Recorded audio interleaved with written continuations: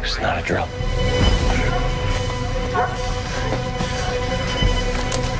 Yeah, it's right up here.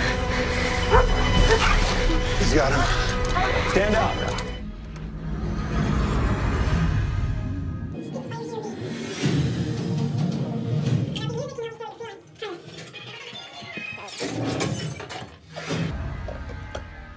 We're not in your seat, are we? No. So we just went to see Leave No Trace here at AMC. It remains to me.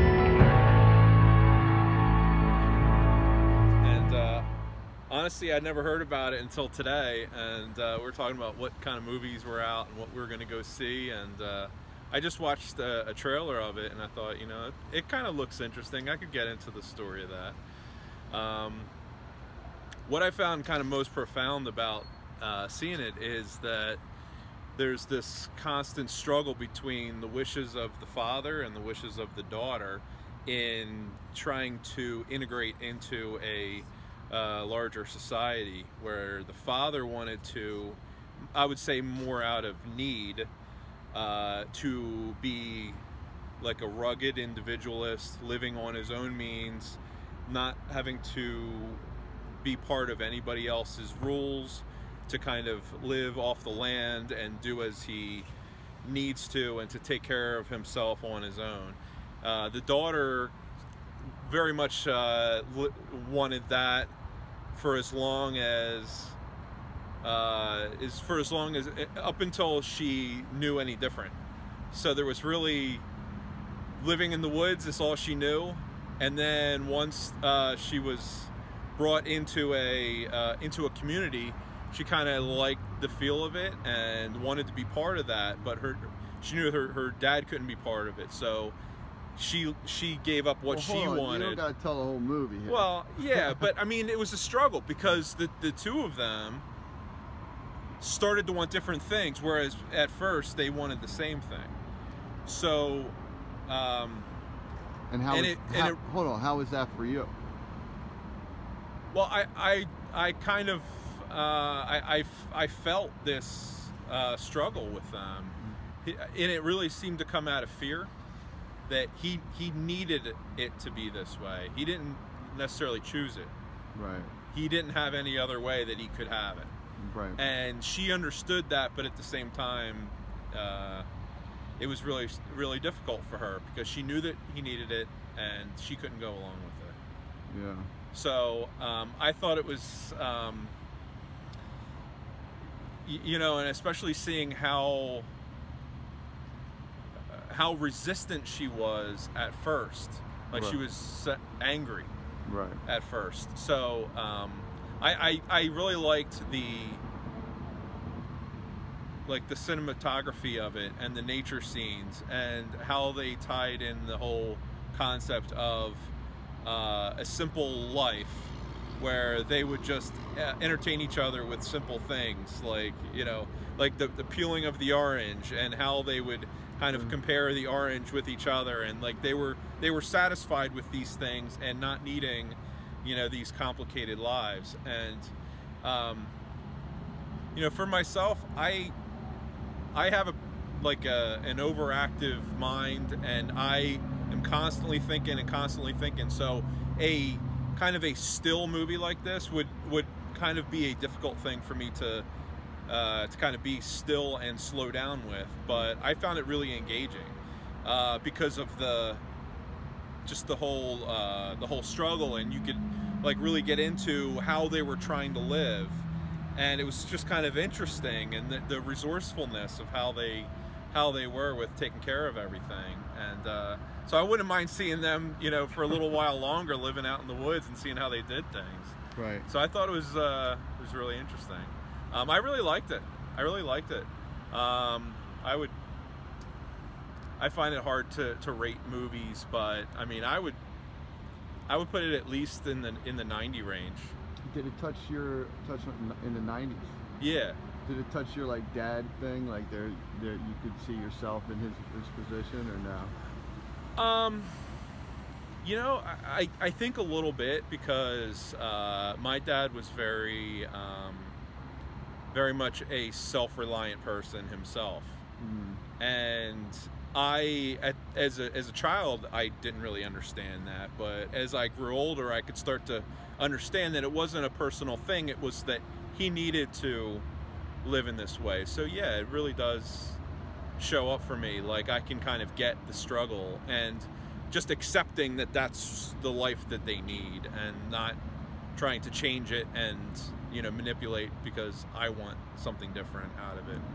Yeah. So there is that. Connected. Yeah. That's Yeah. good. All right, cool. So in the 90s. Yeah. People should see it. Oh, definitely. I thought it was really good. Really good. All right, so I really enjoyed it. I thought it was a very well done movie.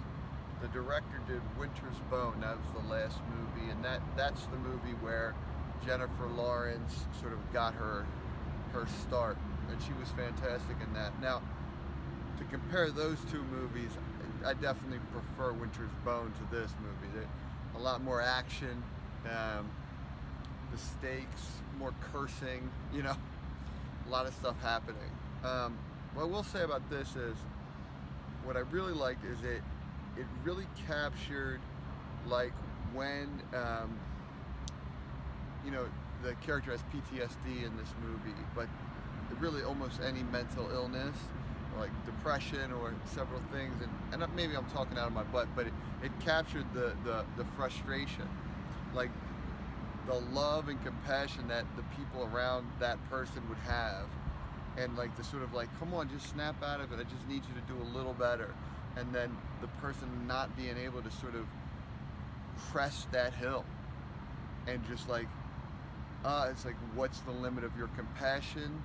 How do you operate? How do you live with that? How do you justify your actions to yourself? And it sort of, it puts you in there, and you're just like, I don't know. I have compassion, but I still want him to do more. You know, do I agree with how his daughter's operating? Do I agree with what's going on? So it posed all these questions, which I thought was very good. A lot of great cinematography where you would see nature, you know, a lot of animals in it, spider webs where you would get like a rainbow pattern, and there's an exceptional shot where he's interacting with a horse, and the horse just seems to like look right at him, sort of just like connect with Ben Foster's character, which is sort of a profound thing. You just take that moment, it's just really beautiful. What I didn't like, I don't think not a lot happens in this, and it's often like plotting, and there's a lot of coincidental things that happen, and I could see how they try to make it more of a movie. You know, there's certain things that you do to make something a movie, and they put things in. There's also moments, the lead actress, Thomasin, something, anyway. McKenzie. Yeah, Thomasin McKenzie. Very, very extraordinary performance. Ben Foster, extraordinary performance. But there was like one scene where they're like, she's getting upset, and they cut quickly, and it was like, I was like, ooh, I wanted more of that scene. And there was another scene later, again, it was abrupt, the cutting was abrupt, and so, which was odd, because in large swaths of the film, they're just like hanging out, and so I'm like, oh, you're just gonna give me all that time of them hanging out, and then when it comes to this emotional beat, I want to punch me in the face, you cut on me. But anyway, so those are just a couple of my complaints about the movie.